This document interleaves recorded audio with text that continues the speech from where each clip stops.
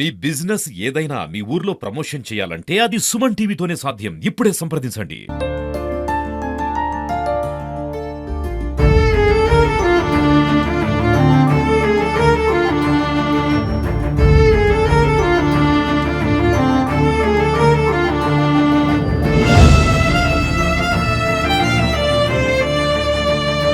పెళ్లి చేసుకున్న తర్వాత మా పెళ్లికి ముందు మా అన్నయ్య మీరు ఎట్లా పెళ్లి చేసుకుంటారో చూస్తా నేను, మీరు ఎట్లా ఉంటారో చూస్తా నేను, సూర్యాపేటలో ఉండనిస్తానా నేను. సూర్యాపేటలో సంచలనం లేపిన కృష్ణ అలియాస్ బంటి హత్య కేసులో దాదాపు పరువు హత్యగానే పోలీసులు అయితే అంచనాకు వచ్చిన పరిస్థితి ఉంది. దీంతో ఏదైతే కృష్ణ మామగారు ఉన్నారో వాళ్ళ కుటుంబ సభ్యులే హత్య చేశారని కూడా పోలీసులు అయితే దాదాపు అంచనాకు వచ్చిన నేపథ్యంలో కూడా పూర్తి స్థాయిలో ఇక్కడ ఆసుపత్రిలో మాత్రం ఒక విషాదకరమైన వాతావరణం అయితే ఉంది. అయితే కృష్ణ అసలు ఎప్పుడు వెళ్ళాడు, ఏం సంగతి, ఆమెకు ఒకవైపు భార్గవికి కూడా మాల అయితే కృష్ణ సామాజిక వర్గం మాల సామాజిక వర్గం దానికి సంబంధించిన మాల సామాజిక వర్గం నాయకులు, మహిళా నాయకులు కూడా అందరూ కూడా వచ్చి ఆమెకు తమ ప్రగాఢ సంతాపం మీద చెప్తూ పరిస్థితి, ఆమెకు ధైర్యం కూడా చెబుతూ ఉన్న పరిస్థితి కనపడుతుంది. చెప్పమ్మా, అసలు మీ కుటుంబ సభ్యులనే ఒక హత్య చేసింది మీ భర్తను ఒక అంచనా అయితే వస్తుంది, దాదాపు అదే నిజమవుతుంది.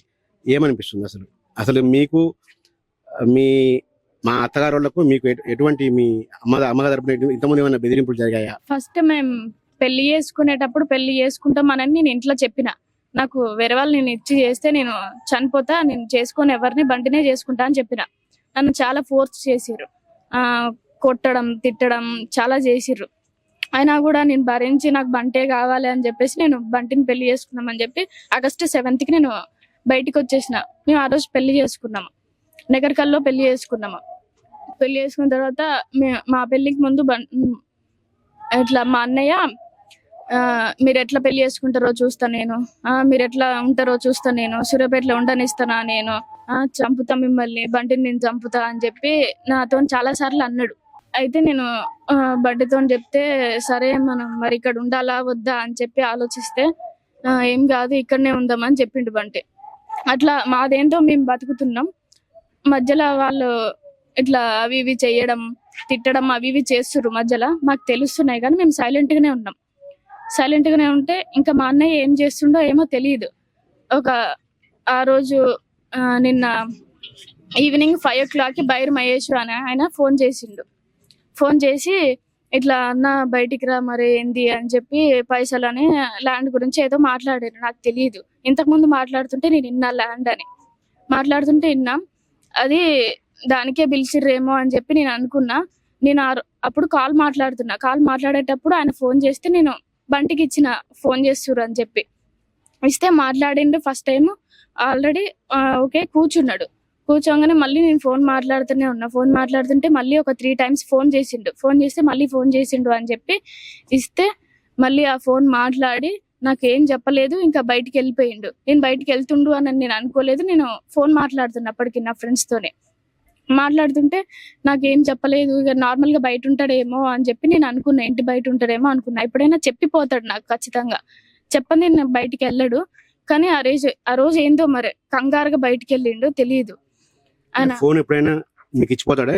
ఫోన్ తీసుకెళ్తాడు కదా మామూలుగా, అయితే ఇప్పుడు ఎందుకు ఇంట్లో పెట్టి వెళ్ళిండు? అప్పుడప్పుడు నాకు ఇచ్చిపోతాడు, నాకు ఫోన్ లేదు, నేను ఒక్కదాన్నే ఉంటా మళ్ళీ లేట్ అవుతుంది అని చెప్పి అప్పుడప్పుడు ఫోన్ ఇస్తాడు. ఎక్కువ శాతం ఆయన దగ్గరనే ఉంటది. నేను ఆ రోజు ఫోన్ మాట్లాడుతున్నా, ఇంకా సర్లే అని చెప్పి ఎమ్మటే వస్తా అనుకొని పోయిండే ఏమో మరి తెలియదు. అటే ఇంకా 5కి వెళ్ళిపోయిండు, ఇంకా రాలేదు. ఇంకా ఆయన దగ్గరికి వెళ్ళిండేమో మాట్లాడుతురేమో అని చెప్పి నేను అనుకున్నా. అయితే 11 o'clock అట్లా నేను ఫోన్ చేసిన ఆయనకి. ఫోన్ చేస్తే లిఫ్ట్ చేయలేడు. అందుకంటే ముందు నాకు 2 సార్లు ఫోన్ చేస్తే నేను నా ఫ్రెండ్తో మాట్లాడుతున్నా, అందుకని ఆయన ఇక నేను లిఫ్ట్ చేయలేదు, ఆయనతో మాట్లాడలేదు. అన్నోన్ నెంబర్స్ నేను ఎత్తను ఆ బంటి ఫోన్లో, నేను మాట్లాడను ఎవరితోనే. అయితే ఇక మళ్ళీ ఇంకా ఏంది ఇంత టైం అవుతుంది అని చెప్పి ఇంకా వస్తలేడు అని చెప్పి నేను ఫోన్ చేస్తే ఆయన ఎత్తలేదు. మా వదినకి ఫోన్ చేసిన, ఒక 3 o'clock అవుతుంది. అప్పటికి 3 o'clock అవుతుంటే వదినకి ఫోన్ చేసి ఇట్లా పోయిండు వదిన, ఇంకా రాలేదు అని చెప్పి నేనంటే మరి ఎవరైనా ఉన్నారా ఏంది ఎవరితో పోయిందంటే ఇట్లా నెంబర్ ఉంది అని చెప్పి ఇచ్చిన వదినకి. ఫోన్ చేయాలంటే స్విచ్ ఆఫ్ వచ్చింది అప్పటికి ఆయనది, బైరు మహేష్ ఆయనది. స్విచ్ ఆఫ్ వస్తే మళ్ళీ నేను చేసిన, అయినా స్విచ్ ఆఫ్ వచ్చింది. మళ్ళీ 5 o'clock చేసిన, 6 o'clock చేసిన, అట్లా చాలా సార్లు చేసినా కూడా స్విచ్ ఆఫే వస్తుంది. అయితే నీకు ఎవరు చెప్పారు చనిపోయిన విషయము? మార్నింగ్ నాకు పోలీసులు కాల్ కాల్ చేసి ఇట్లా బంటి ఉన్నాడా అని చెప్పి అడిగితే లేడు, మరి నైట్ వెళ్ళిండు బయటికి, ఏం షర్ట్ వేసుకుండు, జుట్టు కటింగ్ ఎట్లా చేసుకుండు అని చెప్పి, బైక్ ఉందా అని చెప్పి అన్ని అడిగిర్రు. అయితే నేను అన్ని చెప్పిన. సరే అని చెప్పి అన్నారు.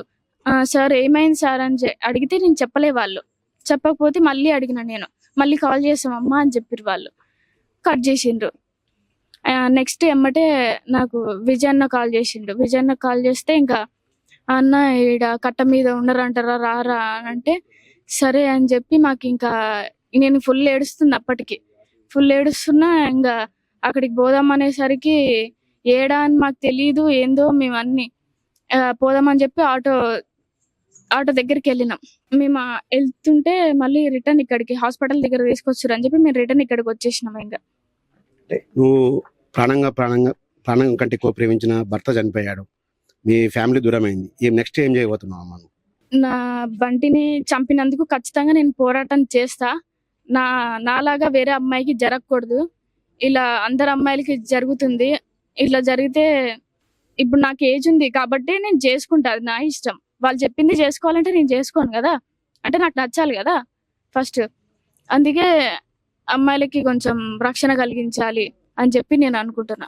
మీ అమ్మ ఏమంటుందంటే, మీ అమ్మతో మాట్లాడినాము, మీ అమ్మ ఏమంటుందంటే ఆల్రెడీ ఎంగేజ్మెంట్ అయింది, ఇటువంటి బాధ ఏ తల్లిదండ్రులకు ఆడపిల్లలు కలిగించవద్దు, మా బిడ్డ చాలా కష్టపెట్టింది అంటుంది. దానికి ఏం సమాధానం? నాకు ఎంగేజ్మెంట్ ఏం కాలేదు, అవుతుంది అని అంటేనే నేను బయటకు వెళ్ళా. ఎంగేజ్మెంట్ అయితే నేను ఎందుకు బయటకు వస్తాను? ఫస్ట్ నేను ఎందుకు ఎంగేజ్మెంట్ చేసుకుంటా? ఆల్రెడీ నా మనసులో ఒకరు ఉన్నారు, తర్వాత నేను ఎందుకు ఎంగేజ్మెంట్ చేసుకుంటా? నాకు ఇష్టం బంటి అని చెప్పిన వాళ్ళు ఒప్పుకోవట్లేదు. నేను అప్పుడు ఇంట్లో నుంచి వచ్చేసిన. నన్ను కూడా చాలా ఇబ్బంది పెట్టిరు వాళ్ళు. భవిష్యత్తులో మీ ఇంటికి వెళ్తావా, లేకపోతే బంటి వాళ్ళ మదర్ని చూసుకుంటే ఇక్కడ ఉంటావా? లేదు, నేను మా ఇంటికి అయితే వెళ్ళను. నేను బంటి వాళ్ళ ఇంట్లోనే ఉంటా, వాళ్ళతోనే ఉంటా, వాళ్ళ పేరెంట్స్ తోనే ఉంటా. ఇది భార్గవి చెప్తా ఉంది. ఇది బంటి హత్య వెనక ఎవరున్నా కూడా వదిలిపెట్టేది లేదు, ఖచ్చితంగా మా ఇంటికి అయితే వెళ్ళే ప్రసక్తే లేదు. బంటి వాళ్ళ మదర్ని ఫాదర్ని చూసుకుంటూ వాళ్ళ ఇంట్లోనే ఉంటాను, జీవితం మొత్తం కూడా వాళ్ళతోనే గడుపుతాను కూడా భార్గవి చెప్తా ఉంది.